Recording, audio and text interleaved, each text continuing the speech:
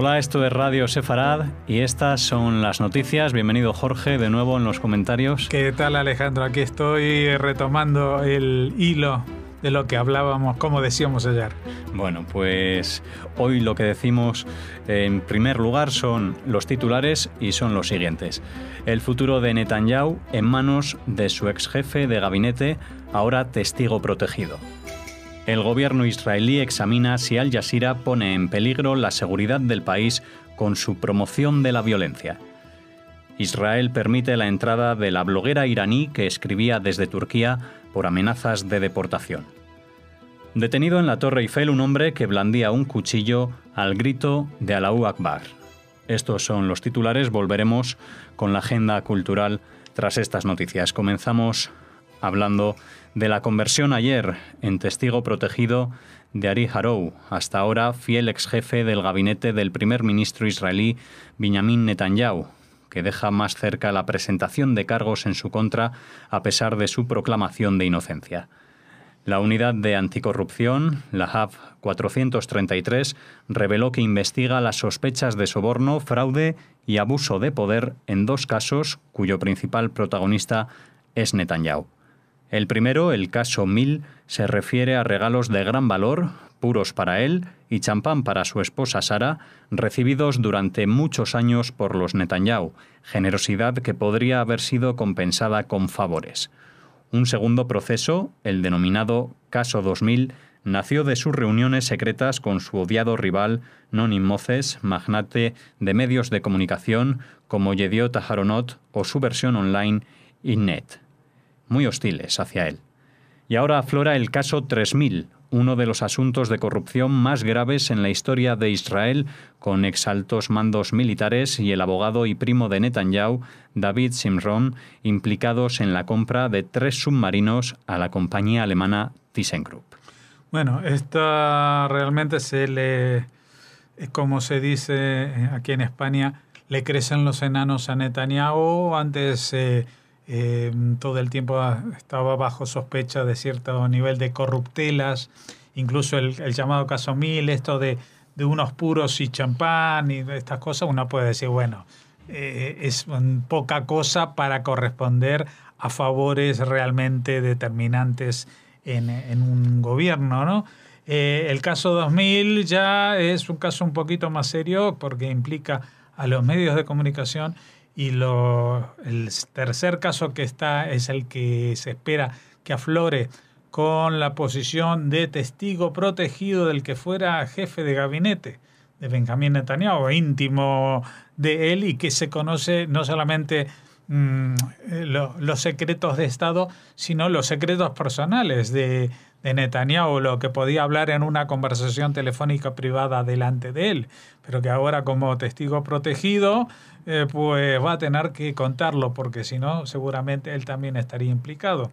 Y esto tiene que ver con una corrupción mucho mayor. Estamos hablando ya de muchos millones de dólares de corrupción, y aparte de algo que es intocable en el concepto moral israelí, que es el ejército. O sea, se está hablando de comisiones para la compra de 3 submarinos nucleares a Alemania, a las empresas ThyssenKrupp, de los cuales hubieran sacado tajada familiares directos y amigos tan cercanos como el primo y abogado de Netanyahu, David Simron. Así que quizás el futuro que soñaba Netanyahu de romper algunos récords, como el de tiempo gobernando que tenía Ben-Gurión, el de estar al frente de gobiernos de coaliciones imposibles, etcétera, etcétera, más allá de lo político, pues resulta que puede ser que todo eso quede totalmente eclipsado por un escándalo de características de corrupción.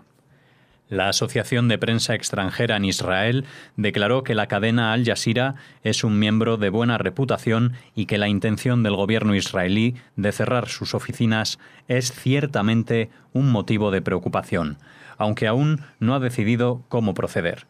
La oficina de prensa del gobierno israelí examina si la continuidad de la agencia de noticias catarí puede poner en peligro la seguridad del Estado, como la promoción de la violencia, especialmente durante la cobertura de la reciente crisis de la explanada de las mezquitas, tal como aduce el gobierno.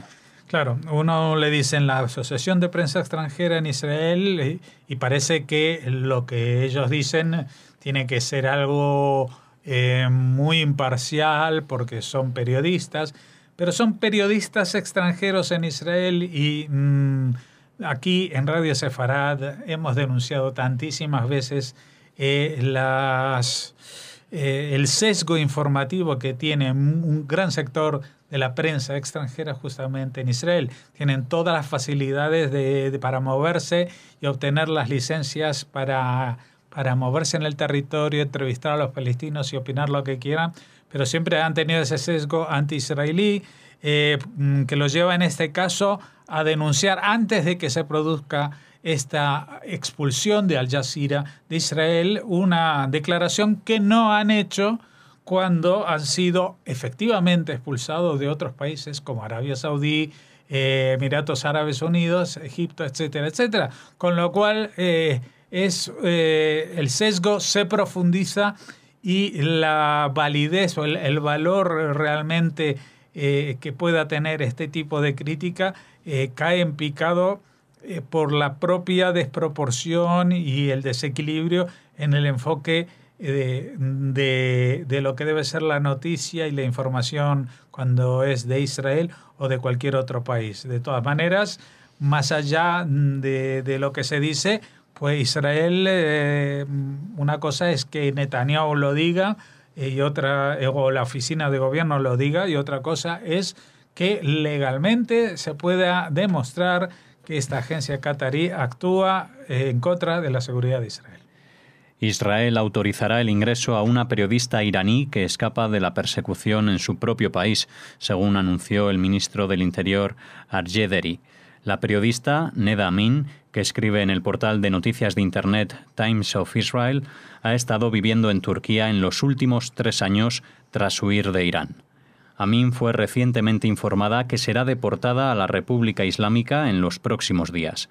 Activistas israelíes advirtieron que podría ser condenada a la pena de muerte en Irán por su trabajo periodístico. La Asociación de Periodistas de Jerusalén pidió a Deri que le permita a Amin entrar a Israel como refugiada que huye de una persecución. Amin ingresará en Israel con visa de turista. Bueno, aquí tenemos la contraparte un poco de la noticia anterior. O sea, si bien la Asociación de Prensa Extranjera se preocupa de defender la labor de Al Jazeera, pues no ha hecho ningún pronunciamiento respecto a una periodista iraní que está siendo, como se dice, no expulsada, pero sí repatriada desde Turquía a Irán, donde pues su libertad de prensa se interpreta como una traición al gobierno que le puede reportar directamente la muerte. Pues la Asociación de Prensa Extranjera en Israel no ha dicho nada porque, claro, esta señora no está afiliada. Pero sí que lo han hecho, se han pronunciado los periodistas, la Asociación de Periodistas de Jerusalén, en este caso, que pidieron al ministro del Interior pues darle este estatuto de al menos una visa de turista, que es un caso excepcional por ser iraní y por venir de Turquía, pero incluso hay quien ha estado ahí hablando si no le correspondería o si no se le podría ofrecer el estatuto de refugiado político directamente en Israel, cosa que sería bastante novedosa esta situación en la prensa israelí y en general en la sociedad israelí, que un iraní pida asilo político en Israel. El hombre detenido el sábado con un cuchillo al pie de la Torre Eiffel dijo a los investigadores que quería cometer un atentado contra un militar y estaba en contacto con un miembro del grupo yihadista Daesh. El sospechoso fue detenido después de pasar por la fuerza uno de los controles de seguridad del célebre monumento parisino y gritar Allahu Akbar. Actuó solo y fue rápidamente controlado y detenido sin que se registraran heridos. Bueno, esto es lo que la prensa minimiza, porque como el hombre no llegó a matar a nadie, pues este es el caso que muchas veces se denuncia simplemente como la acción de un lobo solitario o de un desequilibrado mental. Pero que desde aquí nosotros hemos reivindicado siempre que da la casualidad de que todos los alterados mentales que salen a la calle a matar gente con un cuchillo, pues en Europa por lo menos lo hacen gritando Allahu Akbar, invocando la protección del Dios de los musulmanes. Nosotros creemos que no es casualidad y que este tipo de terrorismo, aunque no se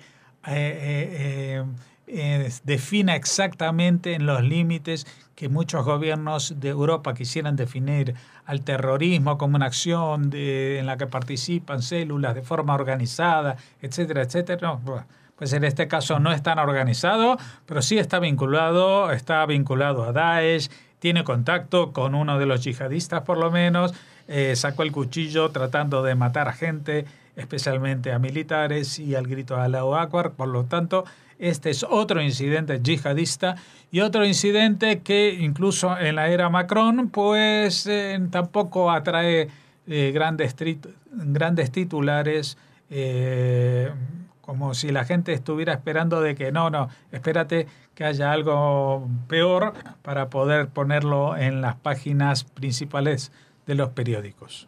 Bien, pues aquí terminamos la parte de las noticias. Ahora hacemos una pausa y volvemos con la agenda cultural.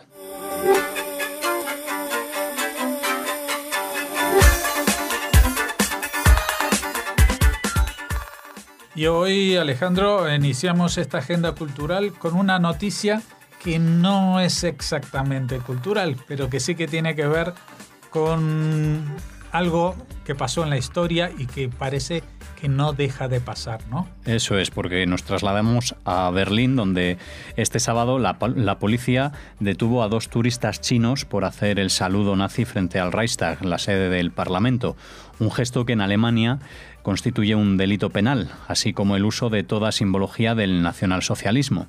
Después de ser interrogados en comisaría, estas 2 personas chinas fueron puestas en libertad tras depositar una fianza de 500 euros cada una. Bueno, en este caso es cierto que los chinos, pues su conocimiento del nazismo debe ser solamente de las pocas películas de Hollywood que habrán visto en los últimos decenios, porque tampoco en las décadas anteriores llegaban a ella las producciones típicas de los alemanes. Pero incluso los chinos que no saben nada de la historia de Europa tienen que saber y tienen que respetar lo que aquí en la historia ha pasado, del mismo modo que yo no sé cuál habrá sido el símbolo máximo de la conquista japonesa en China en los años previos a la Segunda Guerra Mundial, pero esa es una etapa dolorosa de la historia china y me imagino que a ellos tampoco les gustaría que nadie fuera a hacerles burla. En este caso estaban los dos haciéndose unos selfies o una especie de foto unos al otro, haciendo el saludo nazi frente al Reichstag. Es una noticia de mal gusto y para que espere que tenga repercusión en China, que los periódicos chinos se hable mucho de ello, para que ellos, ahora que se suman por cientos y miles de millones a los turistas de este mundo, también sepan respetar lo que sucede en otras latitudes. Cosa asombrosa, porque siempre los chinos han sido de las culturas más respetuosas con las otras.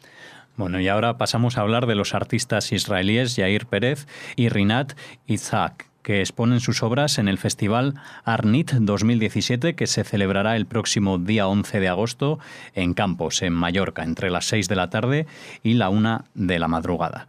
La obra de Yair Pérez estará ubicada en una antigua iglesia situada en la calle Convent sin número, en el centro de Palma.